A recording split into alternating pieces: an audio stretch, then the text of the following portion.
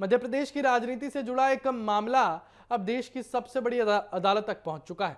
कांग्रेस की नेता मीनाक्षी नटराजन के राज्यसभा नामांकन रद्द होने के बाद शुरू हुआ राजनीतिक और कानूनी विवाद अब सुप्रीम कोर्ट के दरवाजे पर है। सवाल सिर्फ एक उम्मीदवार के चुनाव लड़ने का नहीं है, बल्कि चुनावी प्रक्रिया की पारदर्शिता और नियमों की व्याख्या का भी है। दरअसल राज्यसभा चुनाव के लिए कांग्रेस उम्मीदवार मीनाक्षी नटराजन का नामांकन पत्र रद्द कर दिया गया था और नामांकन रद्द होने के बाद कांग्रेस ने इसे लोकतांत्रिक प्रक्रिया के खिलाफ बताते हुए कड़ा विरोध दर्ज कराया। पार्टी का आरोप है कि उनके उम्मीदवार को तकनीकी आधार पर चुनावी मुकाबले से बाहर किया गया, जबकि कांग्रेस का दावा है कि नामांकन पूरी तरह वैध था और इसी विवाद को लेकर मीनाक्षी नटराजन ने सुप्रीम कोर्ट का रुख किया। याचिका में नामांकन रद्द करने के फैसले को चुनौती दी गई और अदालत से हस्तक्षेप की मांग की गई। अब सबकी नजर इस बात पर थी कि देश की सर्वोच्च अदालत इस मामले को किस नजरिए से देखती है और क्या कोई राहत देती भी है या नहीं। कांग्रेस का कहना था कि यह मामला केवल एक सीट या उम्मीदवार का नहीं है, पार्टी इसे लोकतांत्रिक अधिकारों और निष्पक्ष चुनाव की लड़ाई बता रही है। वहीं दूसरी तरफ चुनावी प्रक्रिया से जुड़े अधिकारी अपने फैसले को नियमों के अनुरूप बता रहे हैं, यानी मामला पूरी तरह कानूनी व्याख्या और अदालत के फैसले पर टिका हुआ था। राजनीतिक रूप से भी यह मामला काफी महत्वपूर्ण माना जा रहा था, क्योंकि राज्यसभा चुनाव सिर्फ संख्या का खेल नहीं होते, बल्कि इनके जरिए राजनीतिक दल अपनी ताकत और रणनीति दोनों का प्रदर्शन करते हैं।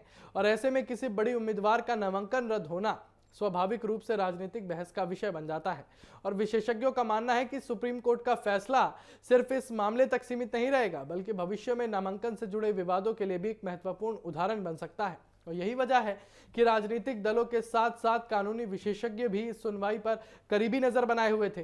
फिलहाल अदालत में अभी भी सुनवाई जारी है और अंतिम फैसला अभी भी आना बाकी है, लेकिन इतना तय है कि इस मामले ने चुनावी प्रक्रिया, नामांकन नियमों और राजनीतिक अधिकारों को लेकर एक नई बहस छेड़ दी है। तो अब सबकी निगाहें सुप्रीम कोर्ट पर हैं और सबकी निगाहें मीनाक्षी नटराजन पर हैं, क्योंकि इसी के विरोध में जो यहाँ पर जंतर मंतर पर कांग्रेस का प्रदर्शन देखने को मिला और पुलिस द्वारा जो है उन प्रदर्शनकारियों को हटाने की कोशिश की गई, ये सारी चीजें, ये मुद्दा अब धीरे धीरे केंद्र का मुद्दा बनता जा रहा है। क्योंकि यहाँ पर मीनाक्षी नटराजन का नामांकन रद्द करने को लेकर जितनी भी बातें हुई, कांग्रेस इसको कहीं ना कहीं देश के साथ विश्वासघात बता रहा है और कांग्रेस चुनाव आयोग पर एक तरीके से सवाल उठा रहा है।